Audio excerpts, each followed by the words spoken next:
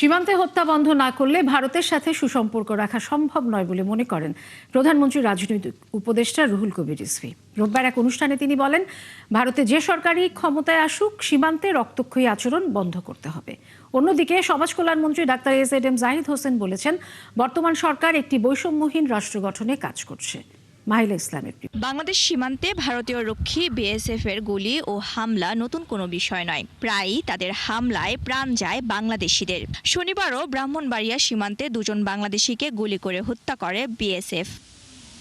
সকালে ডিপ্লোমা প্রকৌশলীদের সংগঠন আইডিবির ৪৫তম জাতীয় কাউন্সিলে অংশ নিয়ে তীব্র প্রতিক্রিয়া দেন প্রধানমন্ত্রীর রাজনৈতিক উপদেষ্টা রুহুল কবির রিজভী। অত্যন্ত চমৎকার সম্পর্ক বিদ্যমান ঢাকা দিল্লি, তারপরেও গতকাল দুইজনকে গুলি করে হত্যা করা হয়েছে ব্রাহ্মণবাড়িয়ার এক সীমান্তে। এগুলো কিসের আলামত? তিনি হুঁশিয়ারি দেন, সীমান্তে আর কোনো হত্যাকাণ্ড দেখতে চায় না বাংলাদেশ। সীমান্তকে রক্তাক্ত করতে থাকবেন, এইভাবে তো একটি ভালো সম্পর্ক কখনোই গড়ে ওঠে না। তো সুতরাং দিল্লিকে অবশ্যই এই রক্তপাত বন্ধ করতে হবে। বাংলাদেশের সাথে যদি একটি স্থায়ী বন্ধুত্ব গড়ে তুলতে চান, তাহলে এই যে একটা মানে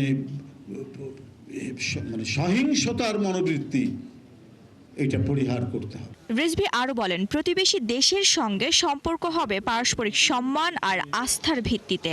বাংলাদেশিদেরকে গুলি করে হত্যা করা হবে কেন? এই সীমান্তে রক্তপাত কতদিনে বন্ধ হবে? এদিকে বিশ্ব থ্যালাসেমিয়া দিবসের এক অনুষ্ঠানে সমাজ কল্যাণমন্ত্রী বলেন, সুন্দর বাংলাদেশ গড়তে সরকার প্রধানকে সময় দিতে হবে। বর্তমান সরকারের মাননীয় প্রধানমন্ত্রী জনাব তারেক রহমান, আমাদের এই সরকারের একটাই উদ্দেশ্য, জনগণের জন্য আগামী একটি সুশাসন এবং সুন্দর বাংলাদেশ। মানবিক ও অন্তর্ভুক্তিমূলক রাষ্ট্র গঠনে সরকার কাজ করছে বলেও জানান তিনি। প্রধানমন্ত্রী জনাব তারেক রহমান উনি অত্যন্ত ধীর স্থিরভাবে এবং টার্গেট করে উনি এগিয়ে যাচ্ছেন। মাহিলা ইসলাম, ৭১, ঢাকা।